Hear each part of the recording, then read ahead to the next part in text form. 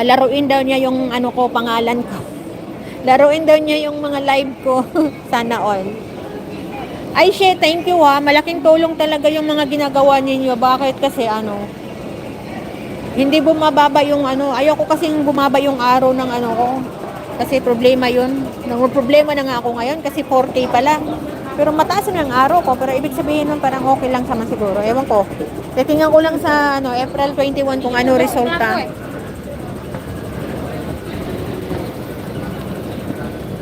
Ayan guys. Causeway Bay na po tayo. Causeway Bay Station.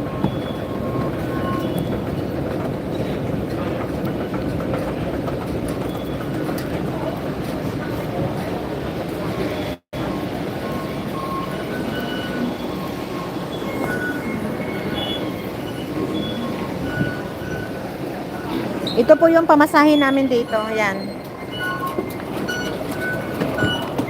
May ganito din sa Pilipinas. Eh?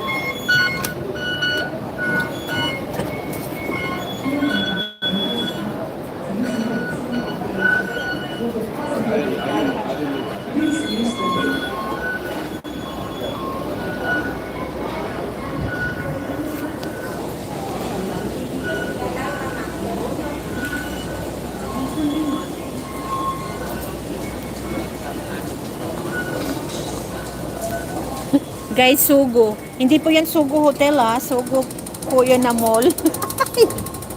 Sa atin kasi sa Pilipinas, Sugo Hotel eh.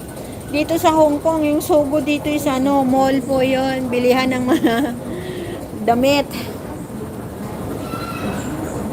Salamat po sa nakatambay, no? Sa lahat po ng sumisilip. Thank you so much sa inyong lahat. Thank you talaga.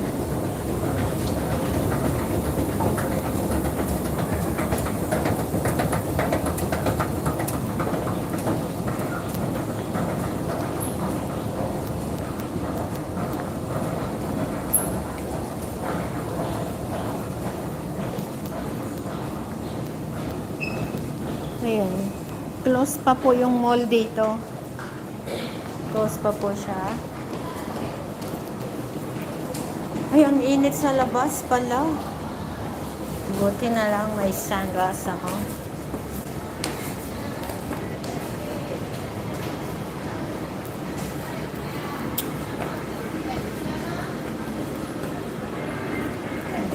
Salamat po sa 3,000,000. Thank you.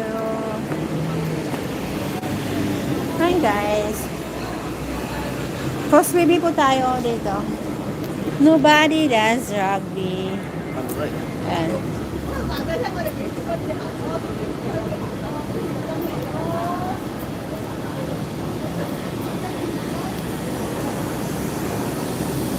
Marami pong bilihan dito. Marami. Nandito po yung Times Square. Sogo Mall. Ano ba yung ano pa ba yung isa dito? Nakalimutan ko na. Hysan Place. Marami po dito, marami. At saka dito guys, ano po dito marami pong sa Causeway Bay. Halos-halos na nakatambay po dito yung mga Indonesia. Dito po yung Hong Kong Park. Dito po yung ginamit yung ano.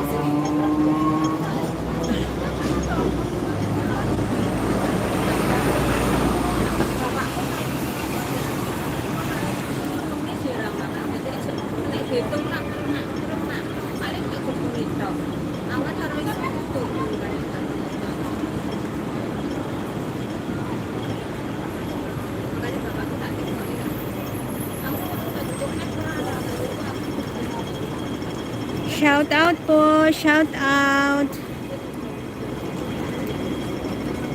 Sana may ganito sa Pilipinas yung tram, yan.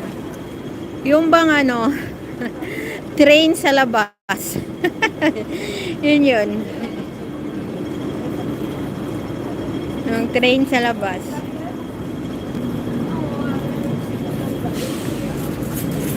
Alam mo, kadalasan po ng mga Pilipino na nagbabakasyon dito sa Hong Kong, na-amaze po sila sa bus dito na double deck.